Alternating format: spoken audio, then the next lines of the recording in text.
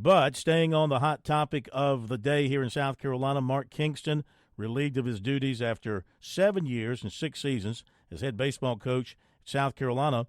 Our pleasure to welcome in from D1 Baseball, a man who covers the sport like none other nationally and is a guy who is so deeply involved in these coaching changes. It's amazing what he knows. We welcome Kendall Rogers of D1 Baseball to Sports Talk. Kendall, good to have you with us. How are you?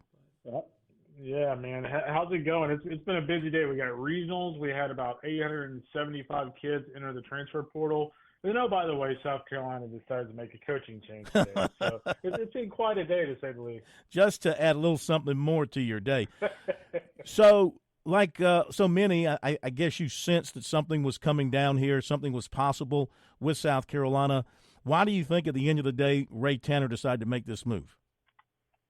Yeah, I mean, I think the biggest thing is if you look at just the South Carolina program as a whole, there's no doubt that, Mark Kingston took the Gamecocks to the postseason last 2 years. They were in a super regional 2 years ago. But I don't think anybody that would look at South Carolina's program would go, hey, this is a program that's going to consistently threaten Tennessee. They're going to consistently threaten Vanderbilt, Florida, et cetera. And I think if you're South Carolina with that rabid of a fan base, you've got, you've got that kind of ballpark of Founders Park, and you feel like you're not competing. You're not really going. You're not really threatening those programs. I think you feel like you have to make a move because the problem in the NIL era is the bigger hole you get into, the more trouble you're in. So I think Ray kind of felt like it was necessary to make a move now because I think the time is right for them to go out and get a splashy name. The last go around, Mark wasn't some massive name. He was a successful coach, don't get me wrong, but he was not a huge name. I think this go around, I think they can go out and land one of these so-called big fishes. Who would you consider a big fish that might be interested in coming to Columbia?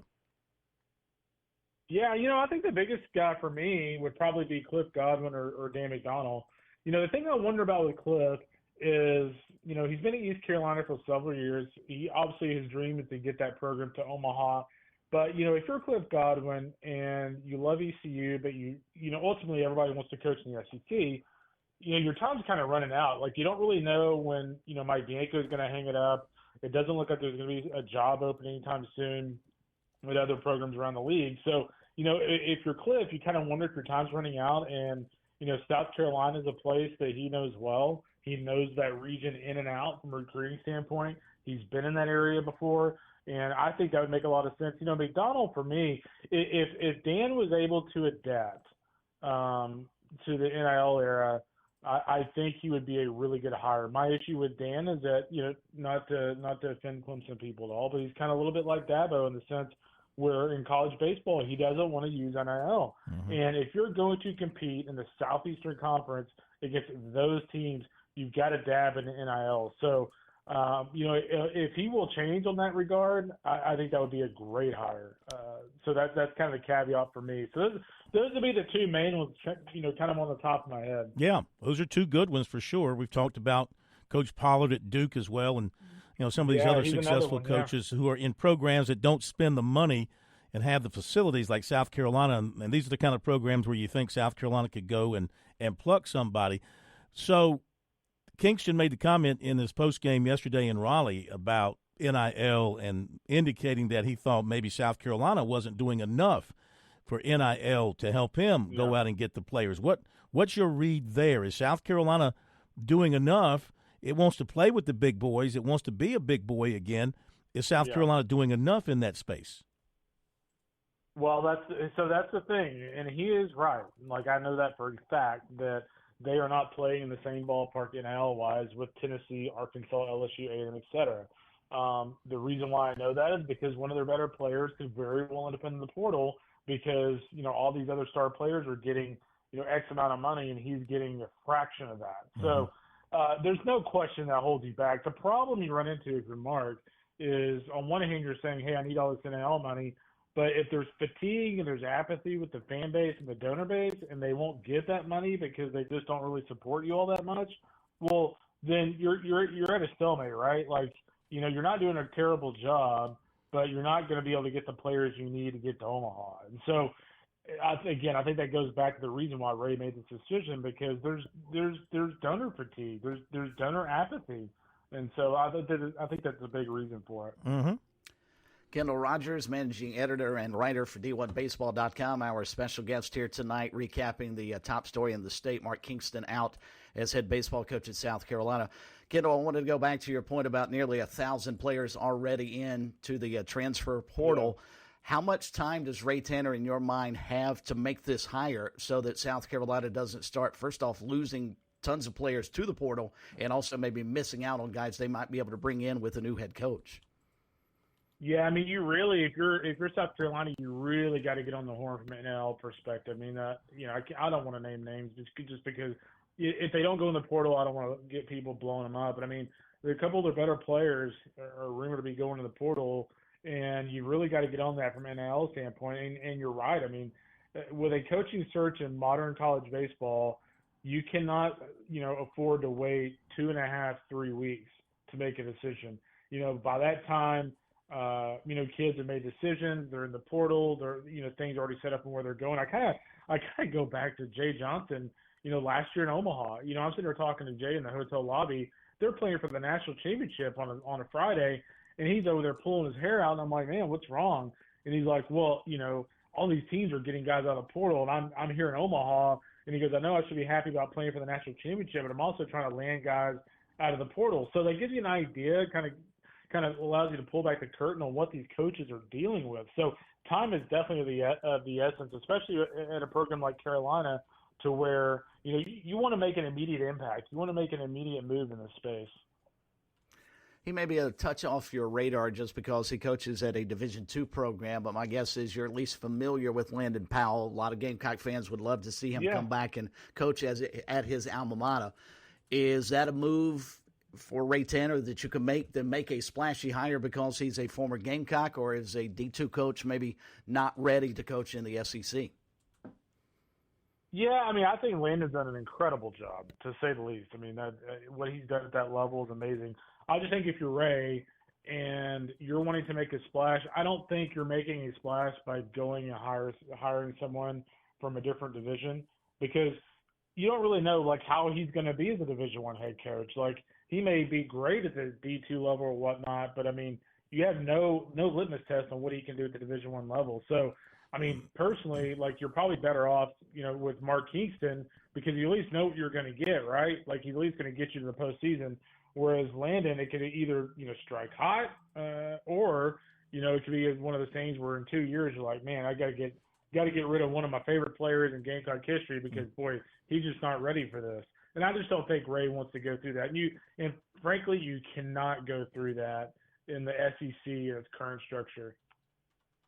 Let me throw something radical at you. I just talked about it because somebody asked me what I felt the dream hire would be as I think about it. And, of course, I've been around these parts a long time and have seen a lot of these coaches come and go. But if you're Ray Tanner and the clock is ticking on your time as AD at South Carolina, and your greatest time at South Carolina were your years as baseball coach and your those two runs to the College World Series, 3 years in a row, and the 2 national championships and playing for a couple of others.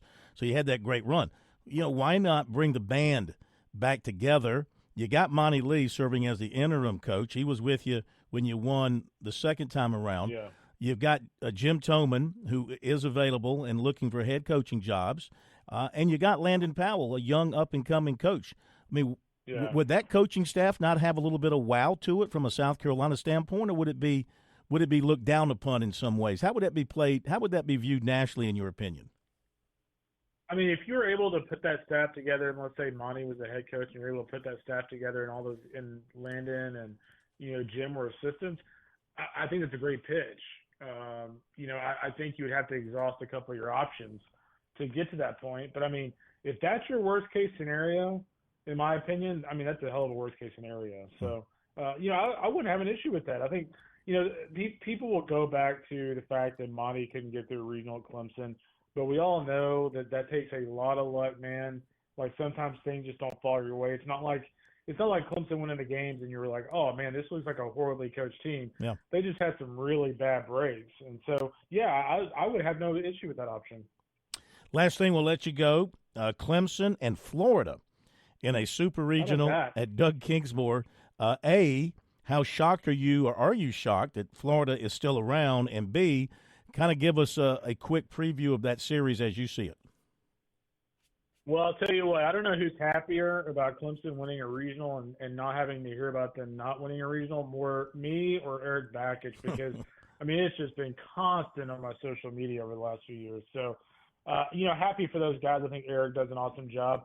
Ultimately, I think this is a series that is going to have a lot of offense, and that won't surprise you from Clemson. I mean, they've been very offensive all year long, but if you look at Florida over the weekend at Oklahoma State, whether it's Tyler Shelnut or Jack Caglione, it was big hit after big hit for Florida. They actually pitched really well today in the final game. So, Florida's playing with house money. They're a team that came into the postseason. Everybody talks about how they had no business being in this field. They're going to go into this thing all chips in. They're going to have no pressure, and the pressure, to some extent, will be on Clemson. But guess what? The pressure was on Clemson in the game against Coastal Carolina, and they still took care of business in pretty impressive fashion. But circle Jack Caglione and circle Cam Canarella. Man, those two guys are going to put on an absolute show this weekend. I mean, look, I know Florida had a crummy overall regular season record, barely got into the tournament, I guess, but they're still Florida, and you just mentioned a couple of studs. I mean, they have talent up and down their lineup and in their pitching staff still. I don't know why they struggled so much in the regular season. Maybe you have some insight on that, but they're still Florida, and you have to respect them. There's no doubt, man. Those guys are just made for the postseason. The regular season of them is just kind of a sideshow a little bit. And so the biggest thing for Florida is they were extremely inconsistent on the mound throughout the year. They, offensively, they relied way too much on the long ball at times.